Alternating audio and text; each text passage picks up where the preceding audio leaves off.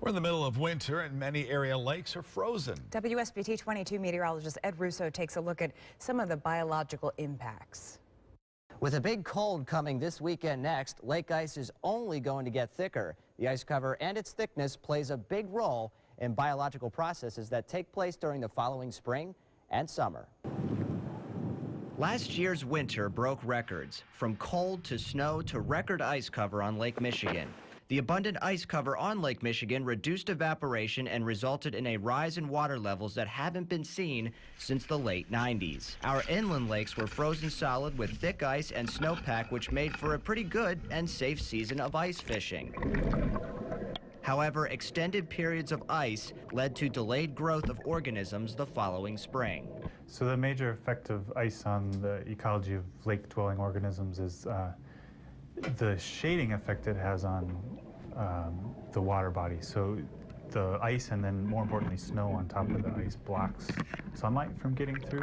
Last winter, the persistent cold, thick ice, and snowpack on top led to little sunlight getting through the lake waters, even on Lake Michigan, which had record 93% ice cover. That reduced biological activity during the winter months, and as a result, fish spawned later in the spring.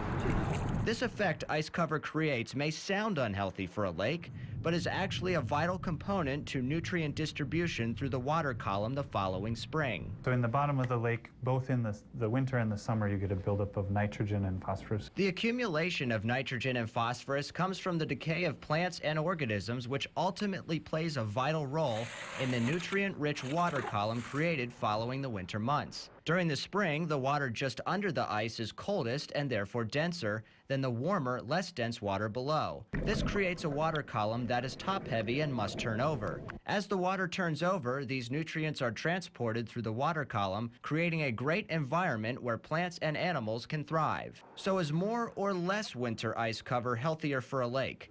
Dr. Jones says it's hard to say, but more sunlight results in increased production of algae, zooplankton, and fish. This essentially results in a longer growing season, but remains unclear as to how that would affect other intricate biological processes. And during the spring, we often see fish kills because of oxygen depletion in the lakes due to persistent ice cover. This is perfectly normal, but a rather smelly seasonal occurrence.